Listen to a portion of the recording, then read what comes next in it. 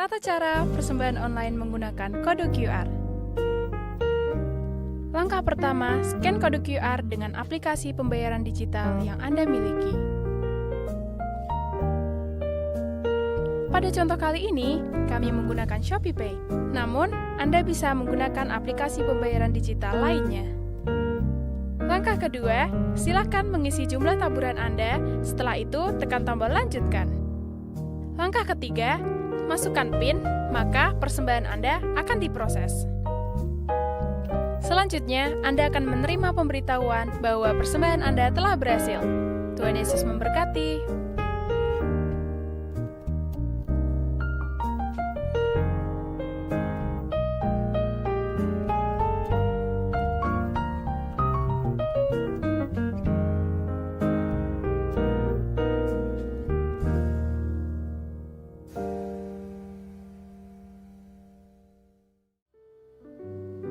Pagi hari ini, kita siapkan hati kita.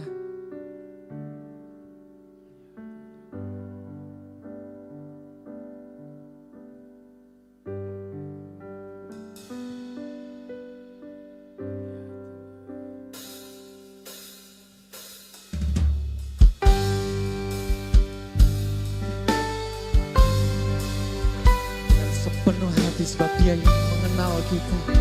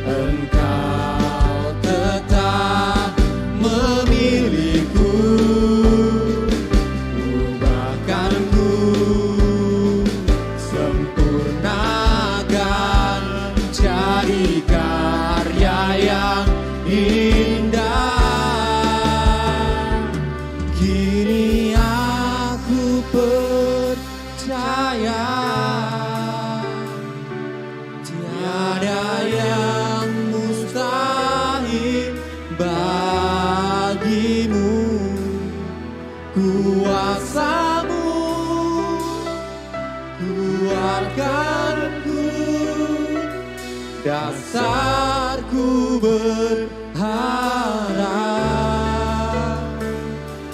kini aku berserah pada rancangan-Mu bagiku. Ku ikuti panggilan-Mu, setia sampai akhir hidupku. Dengan sepenuh hati kita serahkan pada Tuhan. Bapa, Engkau mengenalku lebih dari siapapun. Engkau tahu ceritaku dan isi hatiku.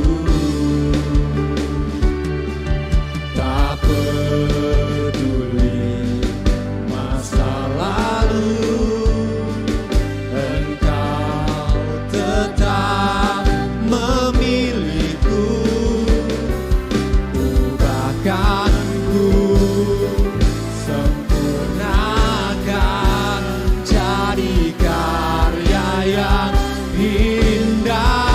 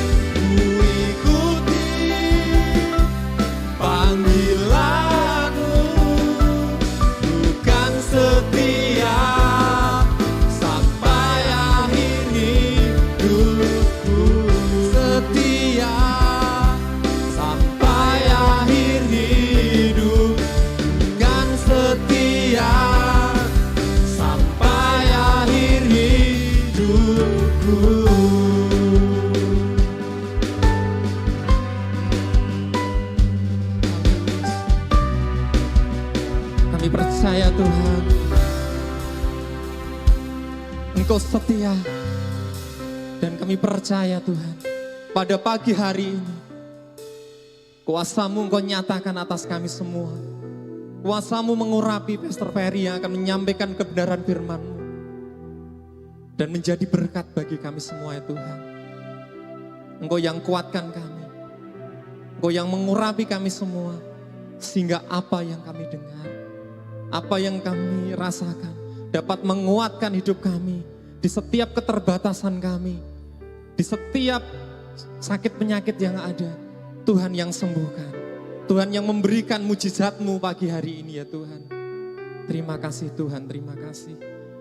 Kami serahkan firman Tuhan pagi hari ini hanya di dalam nama Tuhan Yesus Kristus. Haleluya. Amin.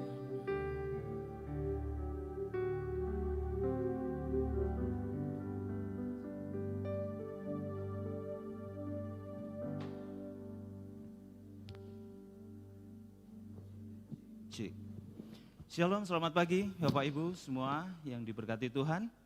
Dimanapun Bapak Ibu berada, saya mengucapkan selamat hari Minggu. Iya, saya percaya kita semua ada di dalam berkat Tuhan, di dalam perlindungan Tuhan yang sempurna.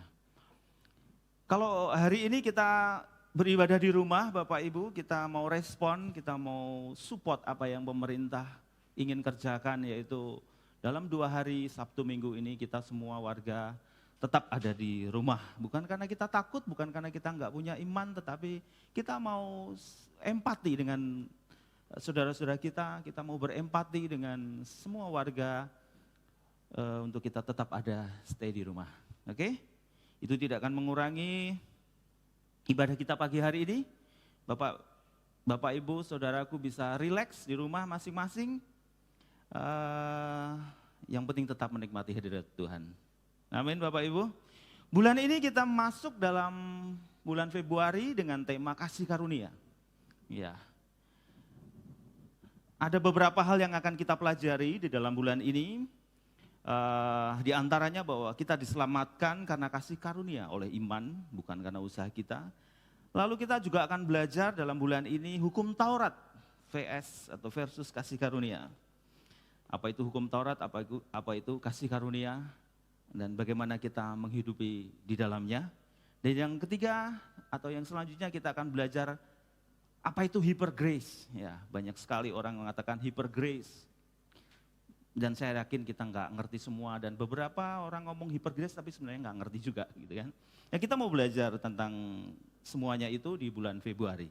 Bapak Ibu siap untuk kita belajar dalam bulan ini? Ya.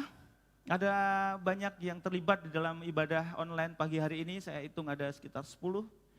Ada Mas Budi tadi WL, terima kasih. Ada Pak Tukiman, ada saudari kita Ripka, ada Mas Ade, ada Alex, ada Joy, ada Bang Joel. Ya, ada Selik di sini, ada Bang Dani, ada Mr. Pri. Ya, kita mulai saja. Kasih karunia itu bukan aliran sebuah gereja, ya. Jadi kasih karunia, beberapa orang mengatakan bahwa oh itu gereja kasih karunia, itu gereja grace, gitu ya. Nah, kita mau belajar dari firman Tuhan apa itu sebenarnya ya. Kasih karunia bukan aliran yang pertama ya. Kisah para Rasul 20 ayat 24.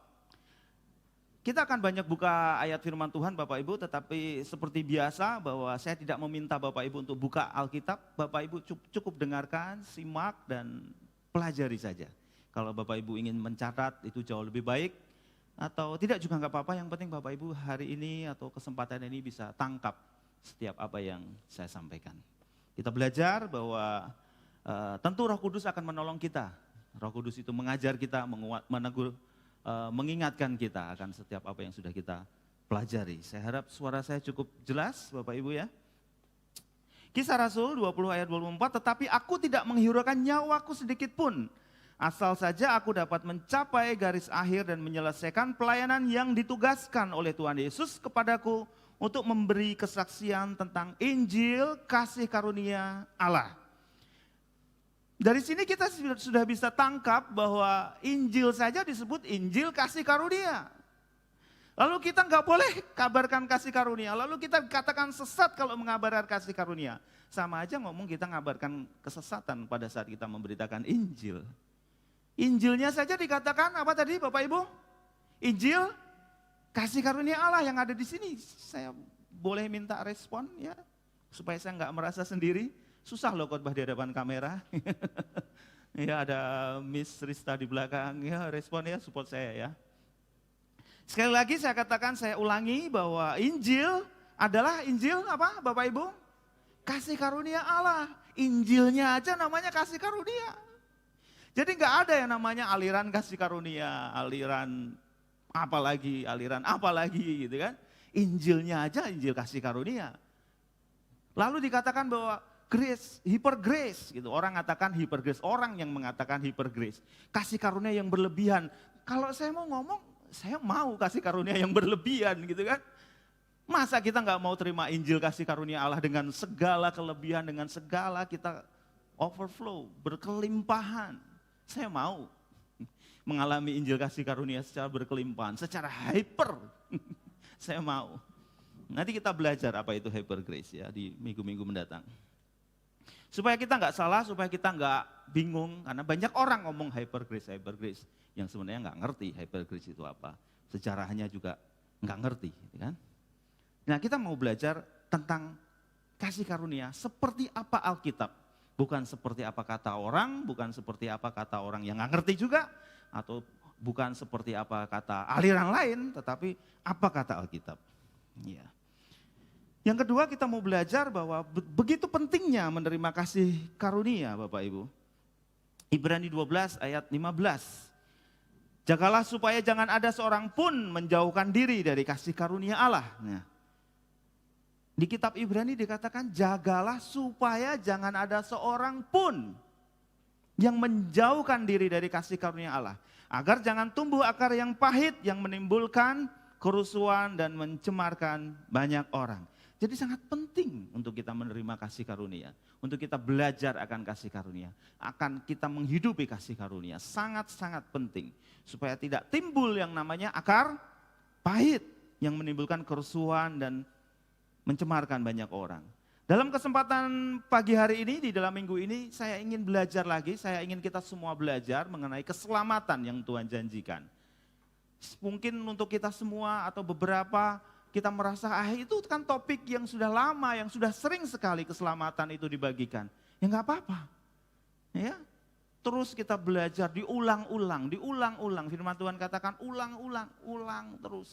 Pada saat kita duduk, pada saat kita berdiri, pada saat kita berbaring, ulang-ulang. Ya. Kita mau belajar bagaimana keselamatan itu ditinjau dari sudut kasih karunia. Ya. Roma 10 ayat 9. Sebab jika kamu mengaku dengan mulutmu bahwa Yesus adalah Tuhan dan percaya dalam hatimu bahwa Allah telah membangkitkan dia dari antara orang mati, maka kamu akan diselamatkan. Ya. Sekali lagi, sebab jika kamu mengaku dengan mulutmu, ingat satu apa? Mengaku dengan mulutmu bahwa Yesus adalah Tuhan, dan percaya dalam hatimu, ya ada dua hal, mengaku dengan mulut, percaya dengan hati bahwa Allah telah membangkitkan dari antara orang mati, maka kamu akan diselamatkan. Ya. Jadi Yesus yang kita percaya itu Yesus yang sudah pernah dibangkitkan dari antara orang mati. Kalau ada Yesus yang lain yang nggak pernah mengalami kematian dan kebangkitan, itu bukan Yesus yang itu, gitu kan? Yesus yang kita percayai itu adalah Yesus yang sudah pernah mati dan dibangkitkan, gitu kira-kira maksudnya begitu ya. Sepertinya terlihat sangat mudah, masa ya? Cuman mengaku dengan mulut, percaya dalam hati kok diselamatkan. Sebegitu mudahnya sampai kita tuh nggak yakin akan keselamatan kita. Ragu gitu loh, bener gak sih gitu kan?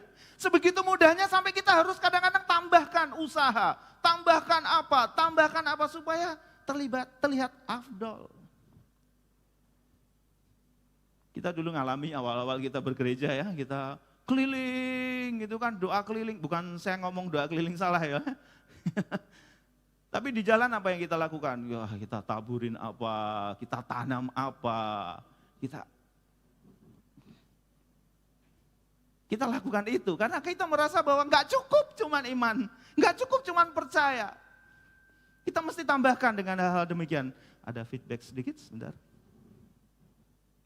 Oke. Kalau ada teman-teman atau pemirsa yang melakukan hal itu silakan saja. Saya tidak menganggap itu apa gitu ya, maksudnya ya terserah saja. Tetapi saya wajib mengajar untuk setiap jemaat yang Tuhan percayakan bahwa untuk kita dapatkan keselamatan itu mengaku dengan mulut, percaya dalam hati. Tidak ada unsur di mana itu sebuah usaha.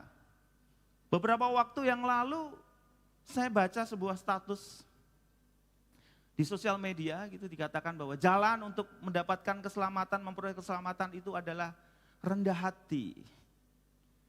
Iya, saya enggak komen sih, tetapi ya saya cuman ya ini enggak benar gitu kan. Jalan untuk keselamatan bukan rendah hati.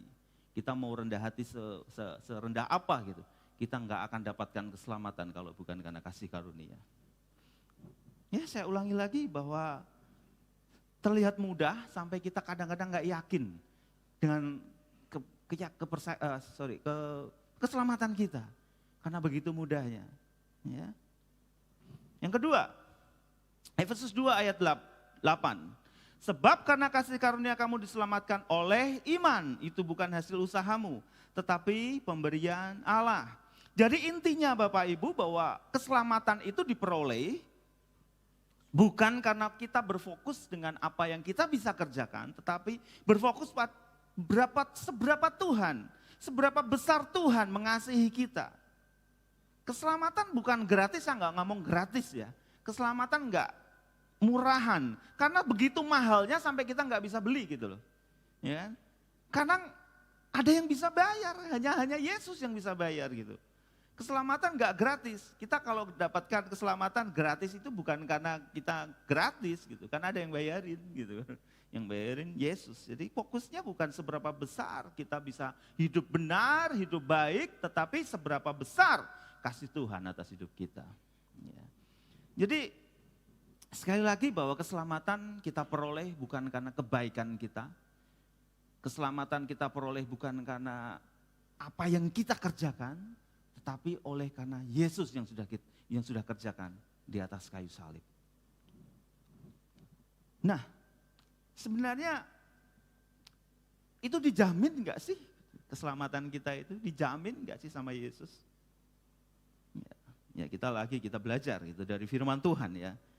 Saya paling suka bahwa setiap apa yang saya sampaikan harus ada dasarnya firman Tuhan.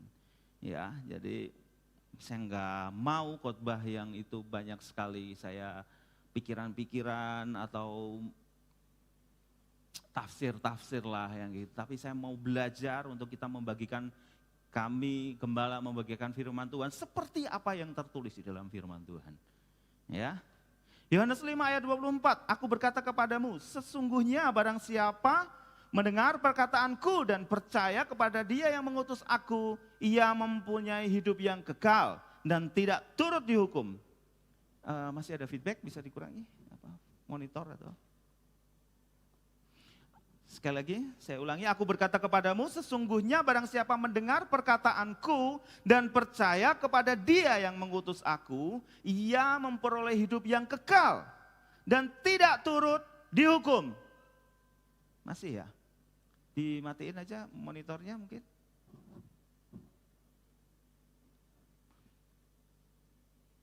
Nah, ini adalah sebuah jaminan Bapak Ibu. Barang siapa mendengar perkataanku, perkataan siapa Bapak Ibu?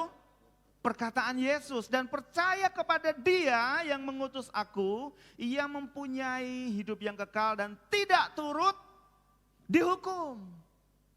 Seberapa banyak kita yang masih merasa, kita ini akan dapat hukuman ini. Akan banyak sekali hukuman. Karena kenyataannya kita tidak bebas dari perbuatan-perbuatan yang tidak berkenan kepada Tuhan. Sebab ia sudah pindah dari dalam maut ke dalam hidup. Jadi Bapak Ibu, ini adalah satu bentuk jaminan, ya, jaminan bahwa kita tidak turut dihukum.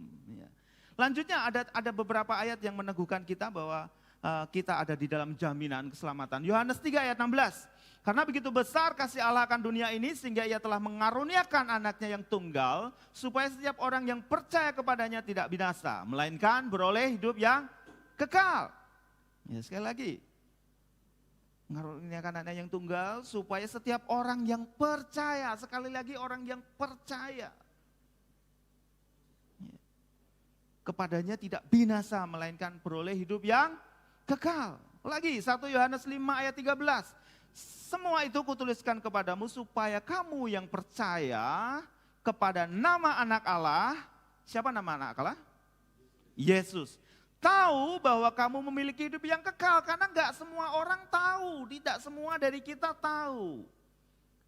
Ya, Yohanes sampai katakan semua itu kutuliskan kepadamu supaya kamu yang percaya kepada nama anak Allah atau siapa kamu yang percaya kepada Yesus tahu bahwa kamu memiliki hidup yang kekal. Sampai di sini, yang ada di sinilah. Sudah tahu kalau kita memiliki hidup yang kekal? Sudah tahu ya? Oke, kalau belum tahu saya nggak akan lanjut loh. Saya ulangi lagi ya. Jadi Bapak Ibu, keselamatan hanya karena percaya atau iman kepada Yesus, nama anak Allah. Di situ dikatakan bahwa pindah dari maut kepada hidup. Ya. Untuk pindah dari maut kepada hidup, tidak ada yang bisa kita lakukan. Kebaikan kita tidak bisa memindahkan diri kita dari maut kepada hidup. Nggak bisa. Nggak bisa Bapak Ibu. Ya. Tidak ada perbuatan baik yang memindahkan kita dari maut kepada hidup. Hanya beriman atau hanya percaya kepada Yesus. Jadi gini ilustrasinya. Pada saat kita di dalam maut, kita bisa melakukan perbuatan baik. Betul? Banyak kok orang yang belum terima Yesus, nggak percaya Tuhan bisa berbuat baik. Betul? Kita lihat ya di kanan kiri kita. Ada orang bahkan mungkin tidak mengenal Tuhan, jauh lebih baik hidupnya dari orang yang mengenal Tuhan. Gitu kan? Ada banyak kita bisa melihat begitu. Dan juga sebaliknya, pada saat kita hidup, ada di dalam hidup, kita juga bisa melakukan kesalahan. Tetapi kesalahan itu tidak berarti bisa membawa kita kembali ke maut. Tidak ada satu, sekali lagi ya, saya ulangi ya. Tidak ada satu perbuatan baik pun yang kita bisa pindah, kalau gini saya katakan di sini maut, memindahkan kita kepada hidup. Tidak ada satu perbuatan baik pun. Sekali lagi, pada saat saya di maut, ini ada tempat ini kita ilustrasikan ya. Di sini maut, di sini hidup. Pada saat di sini saya maut, tidak ada sesuatu pun yang bisa memindahkan saya kepada hidup. Perbuatan baik apapun tidak bisa memindahkan saya kepada hidup. Ya kan? Di sini dikatakan begitu. Tetapi pada saat saya di maut, saya bisa melakukan perbuatan baik enggak? Bisa, tetap bisa. Pada saat saya di hidup, saya bisa melakukan sesuatu yang gak berkenan? Bisa. Tetapi kalaupun saya tidak berkenan, itu tidak memindahkan saya kepada maut. Perbuatan baik saya tidak bisa memindahkan saya ke hidup. Demikian juga perbuatan buruk saya tidak memindahkan saya kepada maut. Saya ulangi, ayo kita ulangi yuk. Kita ulangi ya. Yohanes 5 ayat 24. Aku berkata kepadamu, sesungguhnya barang siapa mendengar perkataanku dan percaya kepada Dia yang mengutus aku, ia mempunyai hidup yang kekal dan tidak turut dihukum. Sebab ia pindah dari maut kepada hidup. Tadi dikatakan di awal bahwa kita diselamatkan, Efesus 2 ayat 8. Oh, sebab karena kasih karunia kamu diselamatkan oleh iman. Itu bukan hasil usahamu, tetapi pemberian Allah. Ini kuncinya. Kalau kita berpikir bahwa kita dari maut kepada hidup itu karena usaha kita, itu artinya bahwa ada sesuatu yang bisa kita kerjakan untuk dari maut kepada hidup. Ya. Oke. Lanjut.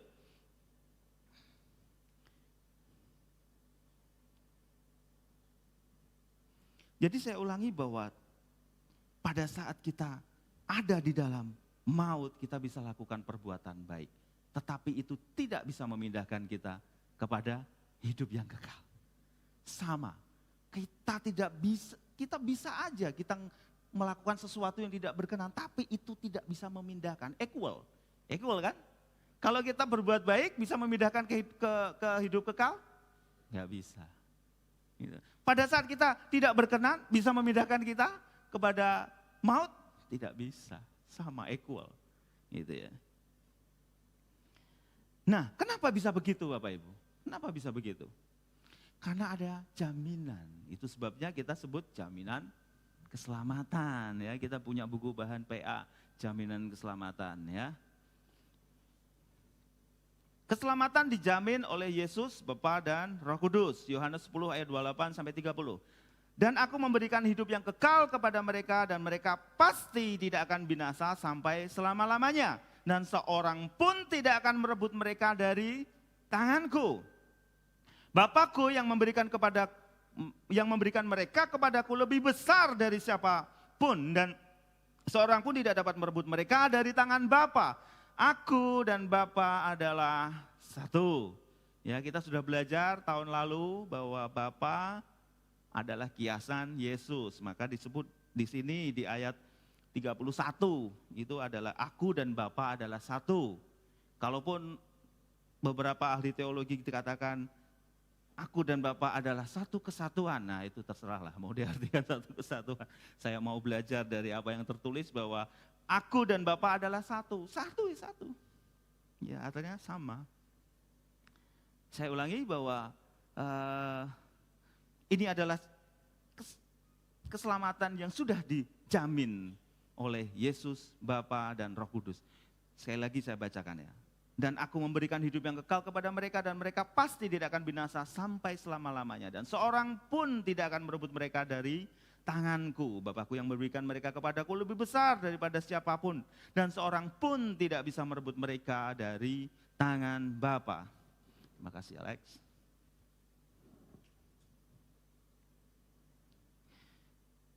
Berikutnya.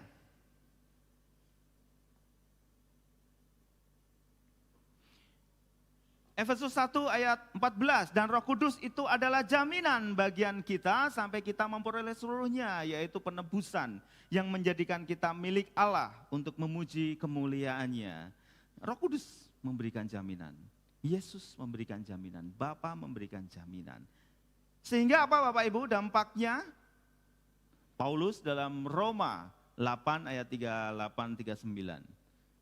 Sampai dia harus memberikan satu kesimpulan. Sebab aku yakin bahwa baik maut maupun hidup, baik malaikat-malaikat maupun pemerintah-pemerintah, baik yang ada sekarang maupun yang akan datang, atau kuasa-kuasa, baik yang di atas maupun yang di bawah, ataupun suatu makhluk lain yang tidak dapat memisahkan kita dari kasih Allah yang ada di dalam Kristus Yesus Tuhan kita.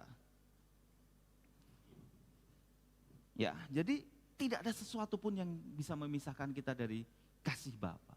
Bahkan kalau kita ngomong jujur lah, kalau kita mau ngomong jujur, bisa nggak sih kita itu dalam sehari selalu berbuat baik?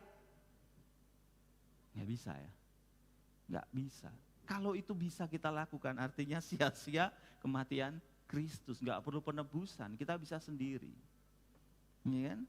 Kita bisa sendiri. Sebab aku yakin bahwa baik maut maupun hidup, baik malaikat-malaikat maupun pemerintah-pemerintah, baik yang ada sekarang maupun yang akan datang, atau kuasa-kuasa, baik yang di atas maupun yang di bawah, maupun suatu makhluk lain, yang tidak akan dapat memisahkan kita dari kasih Allah yang ada di dalam Kristus Yesus Tuhan kita. Bapak Ibu, dari beberapa yang kita sampaikan, kita pelajari sama-sama, kita mengerti bahwa keselamatan itu bukan karena usaha kita. Ya, keselamatan tidak ada andilnya dari kita. Kita cuma perlu untuk merespon, yaitu dengan iman. Ya. Lalu mungkin kita bertanya, kok ada orang yang sudah percaya Tuhan lalu berbalik? Ya. Itu nanti di kesempatan yang mendatang kita akan belajar kenapa ada kasus begitu. Tetapi intinya bahwa memang Tuhan kasih kita kehendak bebas. Ya. Tuhan kasih kita kehendak bebas. Sama seperti Adam. Ya, Adam diberikan kehendak bebas. Manusia diberikan kehendak bebas. Dia boleh memilih untuk taat, dia boleh memilih untuk tidak taat. Oleh karena ketidaktaatan satu orang dan satu dosa saja, semua dikutuk. Tanah dikutuk. Wanita dikutuk. Adam dikutuk. Untuk berpeluh, bekerja, untuk mencari penghasilan. Ya. Hanya oleh karena satu dosa, enggak banyak-banyak, satu aja. Sudah cukup buat Allah untuk mengutuk tanah. Sudah cukup buat Allah untuk mengutuk Adam. Sudah cukup buat Allah untuk mengutuk Hawa. Demikian juga hasil pembenaran satu orang, yaitu Yesus. Makanya disebut Adam yang kedua. Kita beroleh keselamatan. Kita beroleh pembenaran. Kalau kita diselamatkan itu hal yang pasti, bukan karena semoga. Ya namanya berikhtiar, kata yang sangat umum ya. Kita cuma berusaha gitu. Enggak, keselamatan itu pasti. Kita belajar dari Roma 5 ayat 9. Lebih-lebih karena kita sekarang telah dibenarkan oleh darahnya. Kita pasti akan diselamatkan dari murka Allah. Lebih-lebih karena kita sekarang telah dibenarkan. Kita sekarang telah dibenarkan. Oleh itu judul khotbah pagi hari ini adalah apa? Justified. Kita dibenarkan. Dibenarkan sebenarnya enggak benar. Sebenarnya Bang Dani itu enggak benar. Cuman dibenarkan gitu loh. Sebenarnya Mr. Pri itu enggak benar. Cuman dibenarkan. Dan dibenarkannya enggak sembarangan, dibenarkan oleh darah. Oleh karena penebusan Yesus, darah yang tertumpah. Kita pasti akan diselamatkan. Pasti akan diselamatkan. Belajar sesuatu Bapak Ibu? Ya. Nanti kita akan belajar lebih banyak lagi. Saya undang tim PW untuk maju ke depan.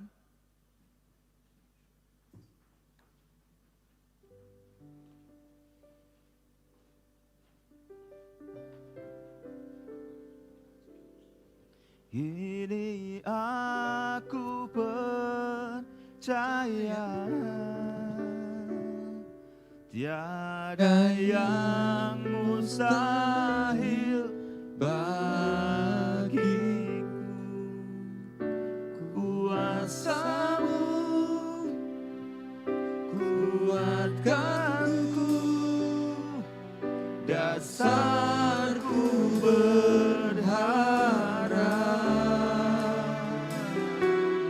kini aku berserah pada rancangan-Mu bagiku. Ku ikuti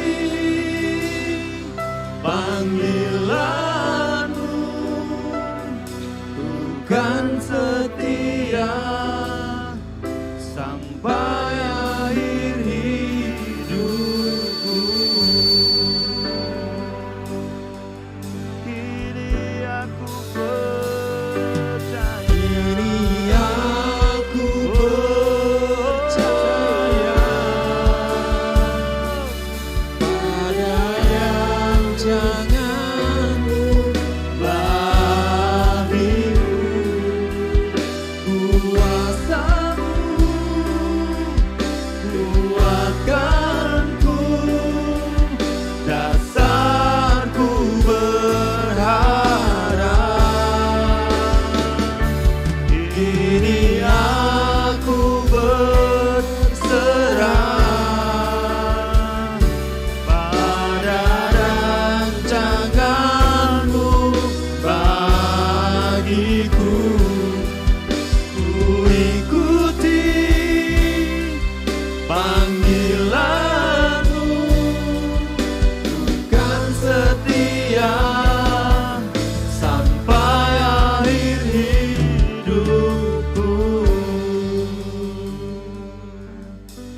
Ibu, dimanapun Bapak Ibu berada, pemirsa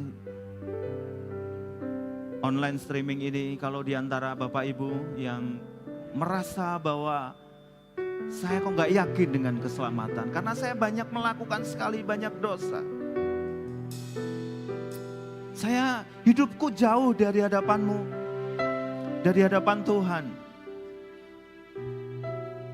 Kalau diantara Bapak Ibu yang merasa demikian, ingatlah bahwa kita diselamatkan bukan karena perbuatan baik kita, tetapi perbuatan Yesus yang sudah memberikan dirinya mati di kayu salib untuk menebus segala dosa-dosa kita.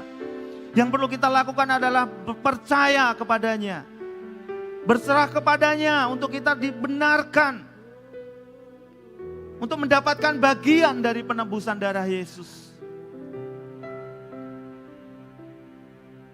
Untuk itu angkat tangan untuk setiap Bapak, Ibu, Saudaraku yang merasa demikian, keselamatan itu tidak jelas di dalam hidupmu, tidak pasti.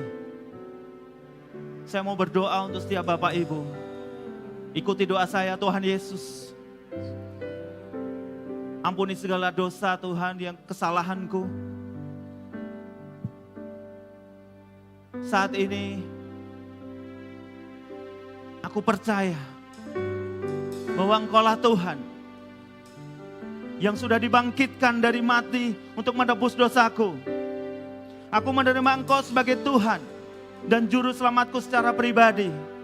Saat ini masuklah dalam hidupku, memenuhi hidupku, memimpin hidupku, membawa hidupku di dalam kebenaran-Mu Tuhan. Aku serahkan hidupku dalam tangan-Mu Tuhan. Untuk Kau ajar, untuk Kau bentuk senantiasa, untuk serupa dengan gambar-Mu Tuhan.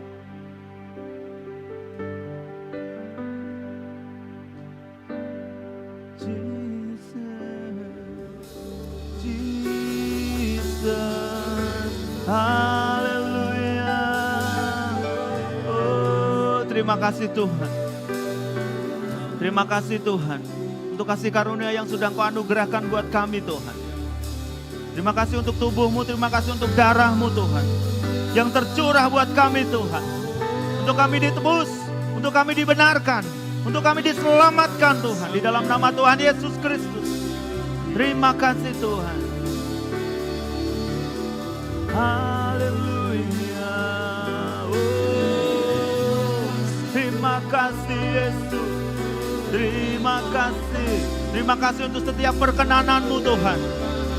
Sehingga Engkau buat kami sebagai anak-Mu Tuhan.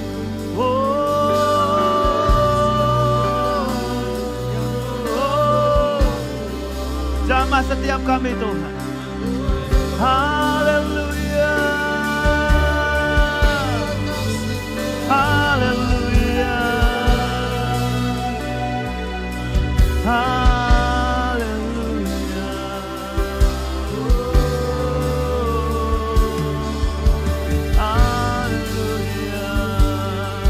Haleluya. Haleluya. Mari kita buka tangan di hadapan Tuhan. Tuhan memberkati engkau dan melindungi engkau. Tuhan menyinari engkau dengan wajahnya dan memberi engkau kasih karunia. Tuhan menghadapkan wajahnya kepadamu dan memberi engkau damai sejahtera. Diberkatilah apapun yang kau kerjakan, Tuhan buat berhasil. Diberkatilah lumbungmu, diberkatilah setiap pekerjaanmu, bisnismu, usahamu, karirmu, studimu, keluargamu. Menjadi keluarga yang harmonis dan cinta Tuhan. Keluarga yang luar biasa menjadi teladan buat keluarga-keluarga yang lain. Di dalam nama Tuhan Yesus Kristus. Keluar masukmu di dalam berkat-berkat Tuhan yang sempurna. Tidak ada sakit penyakit di dalam hidupmu. Tidak ada kesusahan di dalam hidupmu dan keluargamu. Semuanya dalam damai sejahtera ilahi di dalam nama Tuhan Yesus Kristus. Kita terima berkat dari Tuhan Yesus Kristus mengalir atas setiap kita. Dan cinta kasih Roh Kudus menyelimuti, memenuhi kita senantiasa. Kembalilah kepada aktivitasmu masing-masing dimanapun engkau berada. Dengan berkat-berkat Tuhan. Mari kita sama-sama kita katakan amin. Tuhan Yesus memberkati. Sampai jumpa minggu depan. Shalom.